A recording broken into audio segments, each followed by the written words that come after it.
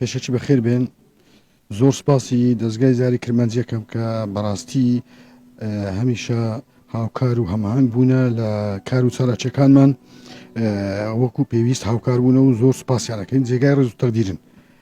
بەنسبەت چالاکیەکانمان پێم وابێ ئەوە چوارەمی کۆنسێرتی تایبەت بە میوزیکە لە سۆران ئەنجام دەین. مەبەستیشمان لە ئەنجامدانی ئەو جۆرە کۆنسێرتانە گرنگیدانە بە بەهرەمەندانمان ئەو گەنجانەی کە حەز و ئارەزووی باشیان لە هونەر هەیە و بەهرەمەندن لە هونەر بە تایبەتی هونەری مۆسیقا. دەستخۆشی لەو کۆمەڵە گەنجێک دەکەین کە کۆنسێرتێکی هونەری لە هۆڵی ڕۆشنبیری سۆران ئەنجام دەدێت. ئەو جێگای خۆشحاڵەیەکە دەبین بە ڕێوای ڕۆشنبیری سۆران چەندی جارە گرنگی بە هونەر و بە هونەردۆسان و بە خولیانی هونەر دەدا.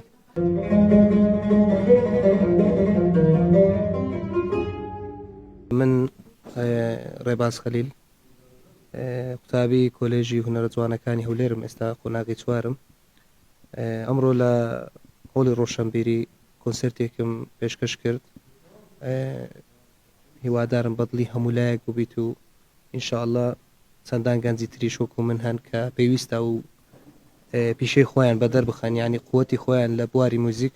لە داهاتوێکی نزیکیش ئەلبومێک ئەەکەم ئەگەر خوای گەورە تەمەن بدە ئینشاءالله. خۆشحاڵ بووم کە ئێوەش لێرە بوون، زۆر گەورەتان کردم.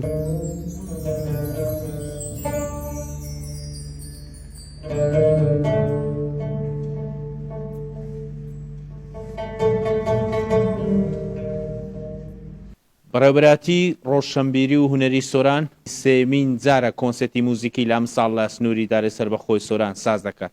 گوێگران و بینەرانی کۆنسێرتی موزیکەکانیش ئاماژبەوە دەکەن موزیک هیچی کەمتر نییە لە سیاسەت و بە هەردووچیاندا دەتوانن تەواوکەری یەکدی بن. پشتیوان کەریم زاری کرمانجی ئیدارەی سەربەخۆی سۆران.